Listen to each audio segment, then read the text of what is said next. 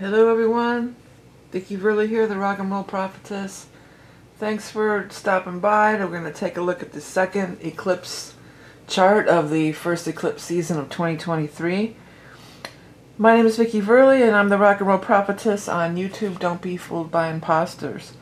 So I'm recording this the day after, the evening after the eclipse, maybe within the last one, the Aries one, 24 hours. And I woke up this morning and this mantra came to me and I wrote it down. I posted it on Facebook. Ease and flow, ease and flow. I align with ease and flow. So I posted it on Facebook, but I also even made a t-shirt out of it. And as I went out about my business today, after the Aries eclipse, I mean, people, well, it's also not really, unseasonably warm weather we've been having. And we had a cold snap, and so it's warm out. I mean, people were driving like crazy and yelling at each other. And so here's me, ease and flow, ease and flow. And I was saying it just like that, kind of in a laughing way, just looking around at all the chaos. But it really did help. I mean, you could say any mantra. That just came to me the first thing in the morning. So that was definitely like a big download from the guides. But, even though the chaos was around me, by saying ease and flow, I align with ease and flow, it did kind of take me out of it, instead of letting my monkey mind go crazy, oh, this asshole cut me off, or this or that happened. Ease and flow, I align with ease and flow. And it's a really good mantra. And, I mean, you don't have to use that one, but maybe getting a mantra to get us through these rough and tumble kind of eclipse season that we are in, it might help the rest of us too. So anyways, I thought that was kind of amusing, but all day long I'm like, ease and flow, ease and flow. And it was one thing after another, but I just, it did help kind of center me. It did help kind of calm me. So yeah, we might be needing some more calming. Here's the second eclipse. This one's happening on May 5th, so we're right around the corner from it. 1:34 p.m. Eastern, but times will vary. The moon and the sun, the moon at 14 degrees 58, this is exactly on my Neptune, of Scorpio, and of course opposing the sun at 1458 of Taurus. So this is the last, or if not one of the last, I think it might be the last of the eclipses in Scorpio that we're going to have. So this is an ending of a cycle, as the nodes are, because the nodes always, of course, move from 29 down to 0, so it's all the way down to 4, so it's not far off from the 0. It's going down. It's going down, down, down, down, down. Yeah, it's going down. But it's wrapping up this huge cycle. And Pluto is the ruler of Scorpio. The ruler of this full moon lunar eclipse is the ruling planet here, Pluto over here. And of course we know that Pluto has gone into 0 Aquarius for the time being, but it's also going to go back in, I think it's in June, it's going to go back into Capricorn. So it's also this winding down of this bigger cycle. I have some thoughts about the Pluto and Aquarius that I've been jotting down, and when it goes out, I'm going to give some impressions. I don't want to talk about it too much here. I've got some definite, already I've been getting some downloads and impressions about Pluto and Aquarius, but I'm going to save them up for, do a whole video on it. But anyways, but Pluto energy is the same as the Scorpio energy, or the Scorpio energy here, and it's death and rebirth. It's the death of the seasons. We are in this rebirth time. Well, in the Northern Hemisphere, especially, we are, of spring. It's just thinking about that, of the whole people fighting on Christian people want to say it's all about the Christ. And if it's all about the Christ for you, then God bless, that's good. I'm not saying it's not all about the Christ. But the whole story of the Christ is the death and the resurrection. And that's the whole story and the cycle of life on planet Earth. Especially we really see it in the Northern Hemisphere where we have our change of seasons, And it's the whole Persephone coming up from the underworld of Hades, and spring is blooming everywhere in the Northern Hemisphere. So there is this death and rebirth, and that is the whole jam of the Scorpio energy, and I keep referring to the Scorpio energy. 8th house, Pluto, Scorpio energy. This is all the same vibe, all the same energetic frequencies. So we're going through this big death and rebirth. The Scorpio, the last of the Scorpio eclipses, we're being asked to release. We're being asked to let go of things that no longer serve us. And Pluto can be kind of harsh. And eclipses can be kind of harsh. You know, there's that old, everybody knows, oh, something's going to be eclipsed out of your life. Okay, yeah, so, yeah, a lot of times that's the case.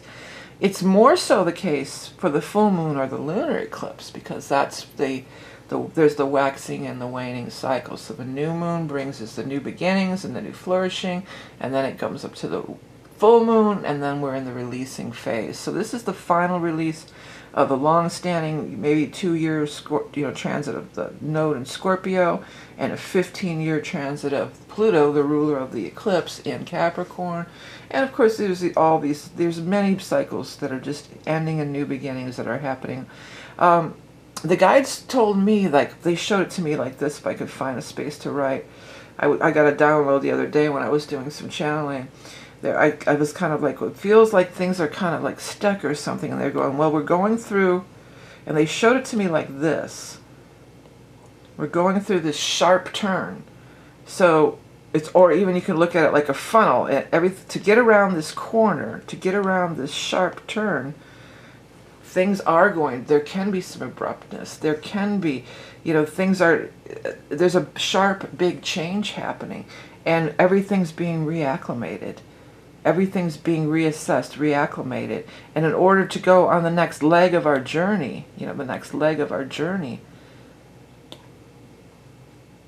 things are kind of coming to a halt, because we're really changing directions. We're really shifting directions. I might not be conveying that as clearly as I'd like to, but I know some people will get it.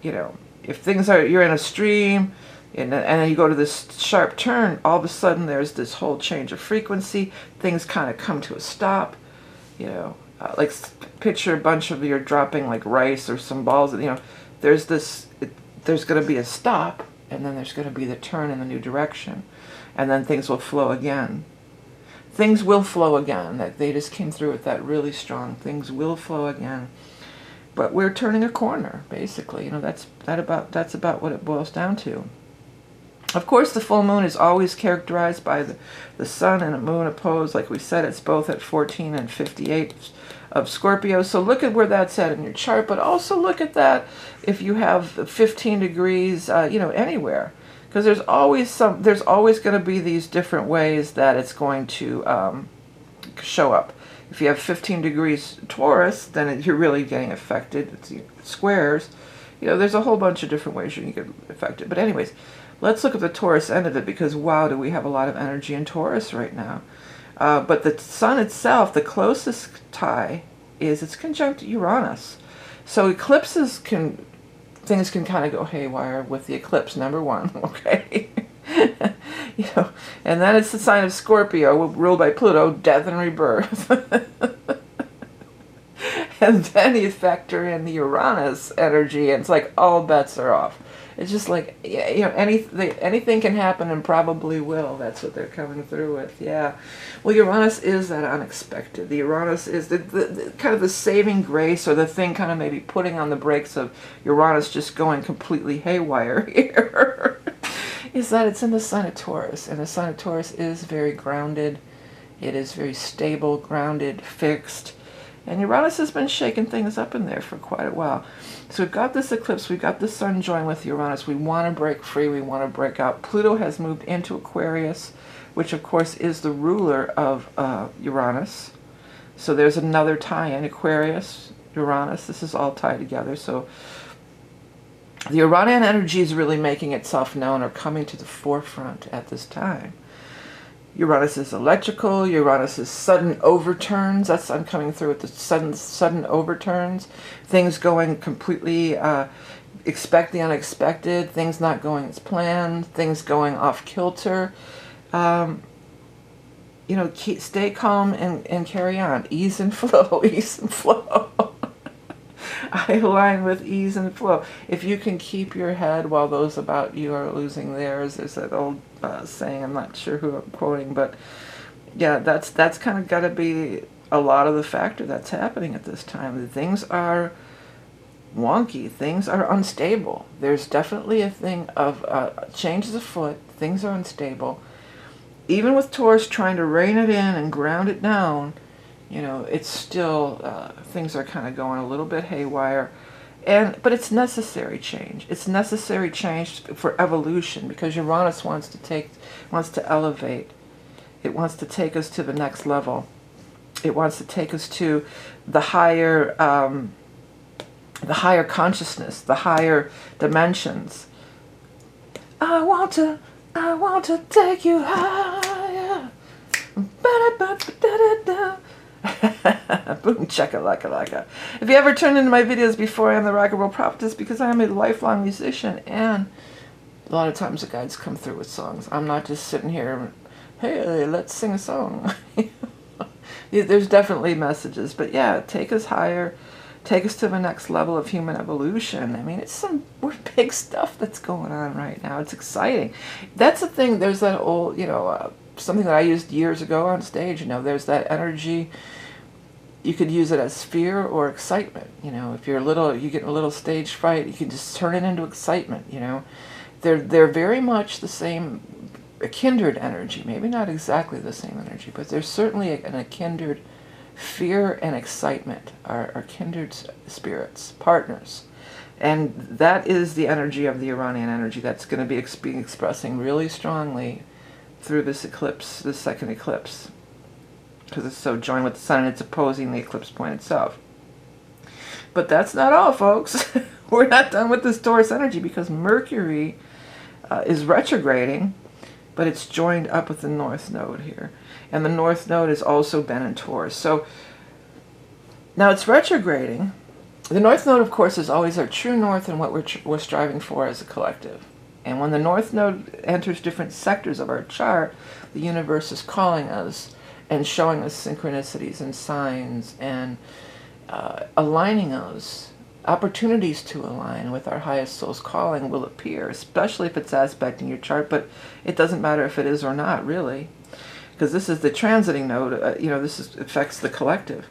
Well, Mercury being so close with that, you know, news, and Mercury retrograde, news coming from the past. I get the feeling, what I'm getting for a lot of people, what could happen, something that you thought was just like, oh, it's a no-go, not happening. They said, no, it's not going to happen. Unexpectedly, with Uranian energy, they could say, hey, guess what? That other thing fell through, and guess what? You know, you could get the call. I'm hearing you could get the call. And for a lot of people, it could be getting the call. It could be a lot of things, but I'm feeling like it could be getting the call of something that you gave up on or thought was, I keep hearing the term, it's a no-go. It's a no-go, not happening. Well, guess what? Maybe it is going to happen. Maybe everything, you know, worlds can be turned upside down in this energy. And it doesn't have to be a bad thing. You know, ease and flow, go with that flow. It's kind of a cliche, oh, go with the flow, man, you know. But this is really a time to do that. Ride that wave. Because, of course, that Uranus and Aquarius, you know, that's that higher dimension. So there's all kinds of chaos. Everybody's all in a whirlwind down here. Riding that wave. Riding right over it, you know. And allowing for the universal energetic influx to take us to that higher level, take us to that next place. Face it, don't be afraid, you know, walk right into it and say, do with me what you will, universe, I'm ready. You know, this is a time to surrender to the universe. I surrender. I surrender, universe. Do what you may with me. I'm ready. I will fight no more. There's a lot of things going on in these higher degrees. So even though that Pluto over here is at 0 to Aquarius, it's still going to be, it's almost going to go back into, we got another month and it's back in Aquarius. So it's still, anything at 28, 29 still, you know, making aspects. So we've got the Neptune. We've got the Venus over here. We've got Lilith over here. And even Mars to some extent. And then Ceres too. But really, we're looking, you know, the Venus, the Mars, the Neptune, the Pluto. They're all near these critical degrees, you know. They've been calling it anaretic degrees lately, but I was always called it critical degree. Whatever the case, that 29 degrees is a very karmic point. So it's these karmic cycles ending. It spans generations. It spans through your soul lineage, your DNA human form, family lineage, and we're all here to break it. I'm hearing make it till you break it. I know it's supposed to be fake it till you make it or something. Or fake it till you break it. I don't know. They're bringing that in. They're trying to be light, love it. You know, they're adding some levity. Oh, that was the other thing. The Jupiter's here too. And I knew there was another big dog in here. Yeah. So the Jupiter's squaring with the Pluto. The Jupiter at this time is sextiling with the... I do want to talk about this because here's kind of like a bright light in here. We've got this beautiful sextile at 27 degrees of Aries and Gemini. And Jupiter and Aries. So Jupiter and Aries, it's getting ready to move out. That's happening, I think, the 15th or something. I'm going to be doing my, I'm getting ready to do my May horoscope. So I've been looking at the astrology for May just in general. And boy, is there a lot going on. But that's one of the things. Jupiter's going to move into the Taurus. Jupiter's going to conjunct the North Node. So even more emphasis on our, you know, calling to our true soul's calling. But this, anytime Jupiter and Venus get together, it's a party, all right? It's a good time. These are both benefics. You know, Jupiter is luck, good fortune, travel, higher learning, higher knowledge. But Jupiter is the great benefic. Jupiter attracts, makes more of, abundance, luck. And combined with Venus, I mean, these are some powerful things, powerfully positive things that could be, you know, happening with this at this time. And again, the Venus is in Gemini, so that's a tie back because, of course, Mercury rules Gemini. We look back to the Mercury over here with this North Node, and even the Jupiter's conjuncting, but it's going to get exactly conjuncted later, at the end of May and early June. But, you know, it doesn't have to be all this death and rebirth. You don't have to go kicking, be dragged kicking and screaming. You know, news could come. Fresh new ideas, because there's the Aries energy. That's fresh new ideas. Uranus wants fresh new ideas. Venus is in Gemini. You know, we're going to talk about some creative things. We're going to brainstorm. We're going to, you know, we're going to pull it in from the universe, from the higher realms of the Aquarian energy, and as a group we'll pull it in. And when we align with these true souls calling, when we align with these North Node and these true souls calling, that's when magic and miracles can happen. Jupiter and Venus is magic and miracles. And you bring in too the Neptune. There's the magic, miracles, love, joy, abundance. I mean, beautiful, beautiful energy here with this Jupiter-Venus action. Now, you know, the downside of it, Jupiter, Venus, that could be overdoing it. The Neptune, too. What was I thinking about the Neptune? It was something. Let me look back here again, too. I kind of felt like there was some kind of something with the Neptune. I did peek at the chart a minute ago. According to this, it's just sextiling the MC. Oh, it's squaring the Venus, yeah. So it's a square. Well, that could be overindulgence, you know, and too much of a good thing. And the Neptune energy does bring in the, you know, mind-altering, you know, the drugs, alcohol, things like that. Going overboard with that, you know, finding out about some huge exaggerations. You know, there's been a little bit of that going on in America in the news. You know, these big lies being revealed and things like that involve Venus. It used at its negative, and Jupiter too can be greed and gluttony. You know, over too much, more and more and more. Me, me, me. You know, Jupiter and Aries especially can be me, me, me, me, me, me, me, me, me, me. Yeah. So I mean, there's just a lot going on. There's a lot of energy. I mean, we got these 4 degrees, these low degrees. We got the mid degrees where it's happening at 15. We got the higher degrees. So everybody out there, you're getting affected by one of these factors. Somewhere in your chart, you're getting affected by one of these factors. Oh, that was the other thing. I was going to look at this Saturn.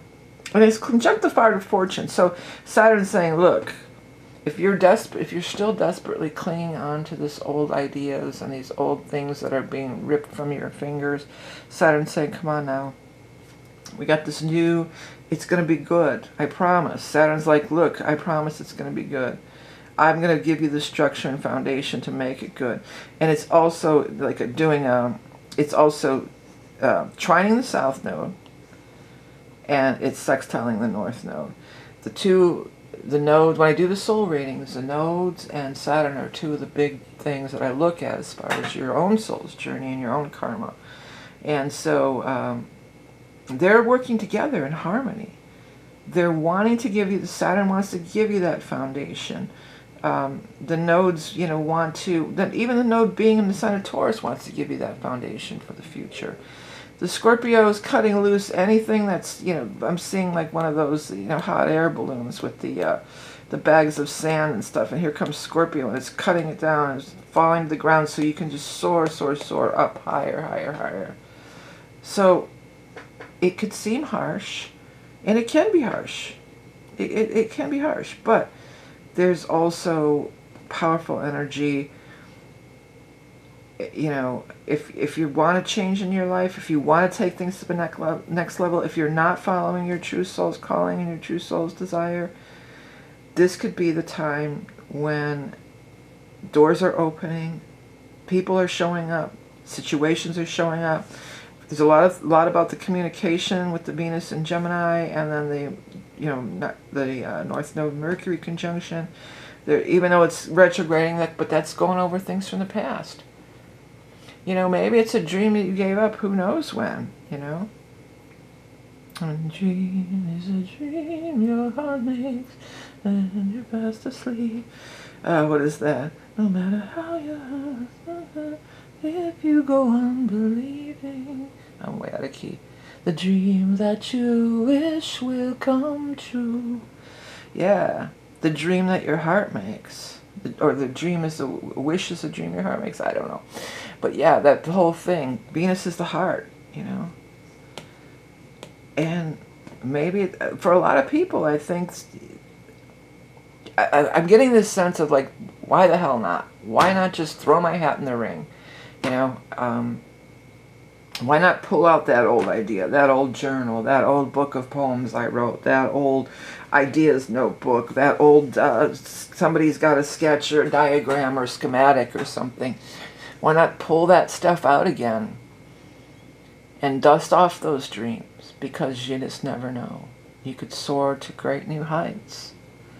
This is a really powerful eclipse. It's powerful in so many ways that we've already discussed, but also because it's like Scorpio's last stand for the next, 18, 19 years again.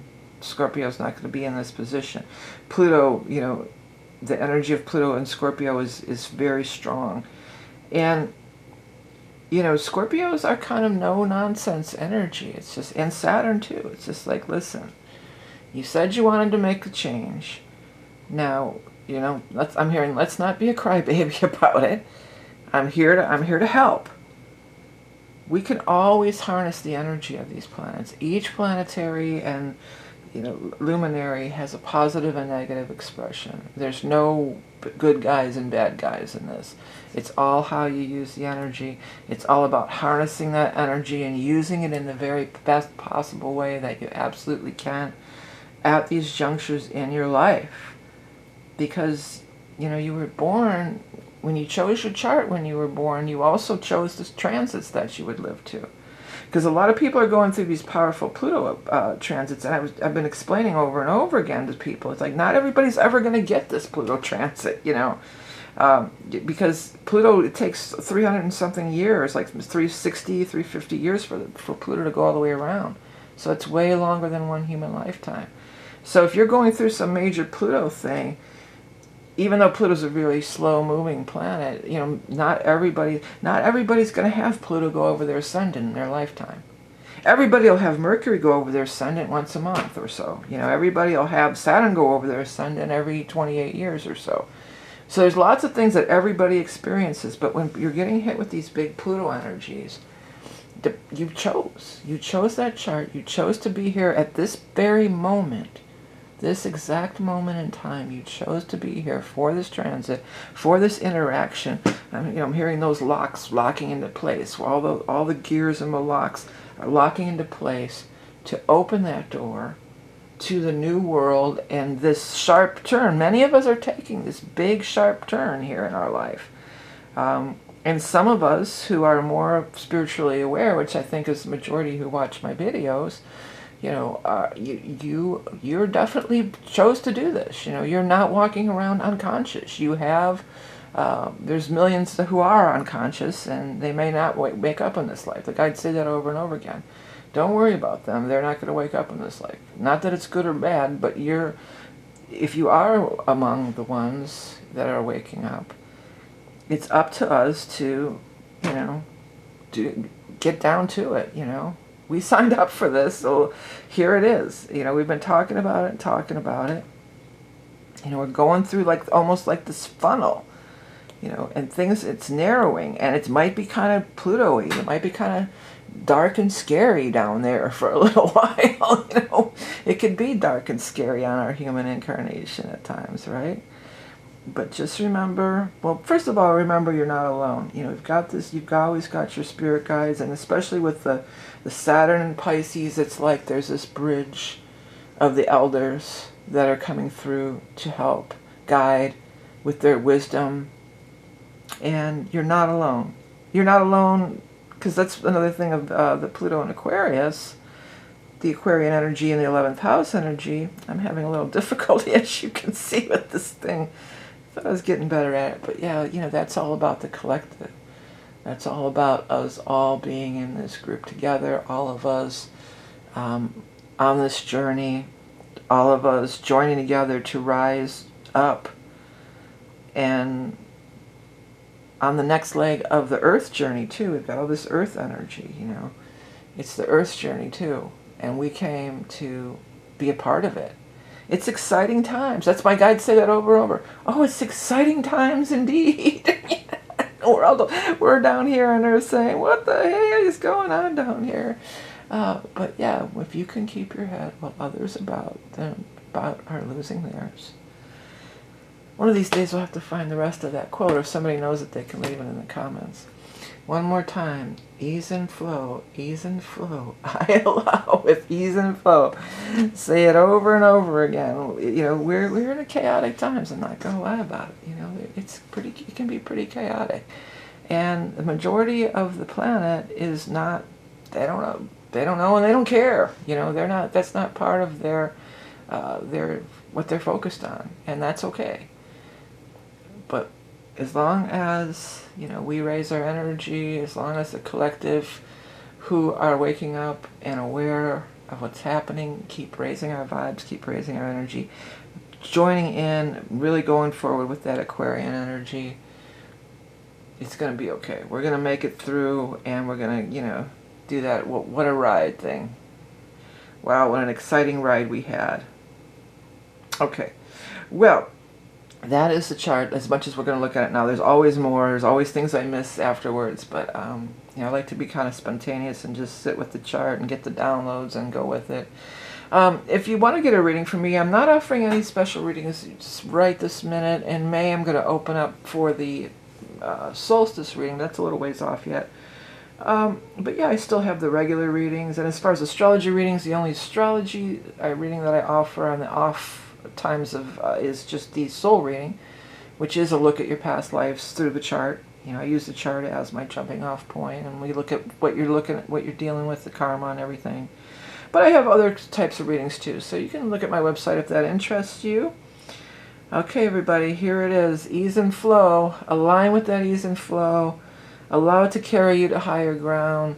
You know, what's that line about the ships, all ships rise on the high tide or whatever? Yeah, high tide lifts all ships or something.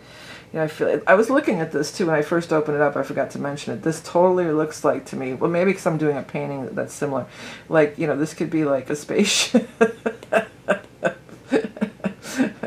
or a sombrero, but like a spaceship, and it reminds me of, you know, beam me up, Scotty, or beaming down those higher vibes, those higher lights. Yeah, little levity in times of great turmoil never hurt anyway, right?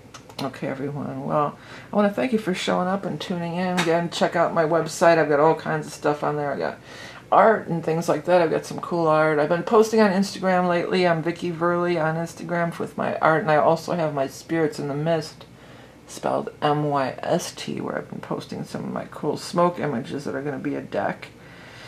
And I've got a new coloring book coming out. I'm pretty almost done with that, and always working on stuff. I'm working on another album. So if any of that kind of stuff interests you, please do check it out. If not, that's cool too. I always love to hear your comments. I always love to read them and hear your comments on everything. So, like, share, subscribe, all that stuff. Activate that YouTube algorithm for me. Always appreciate it. Remember, you are love and beauty incarnate. Never so true as these turbulent times that we find ourselves in. And have a good eclipse. Keep your head high. Keep your eye on the prize. Keep your eye on your soul mission. Remember that this is a temporary state of being. This too shall pass. It's bringing great transformation, but also opportunities for great spiritual growth. Okay, everyone. Till next time.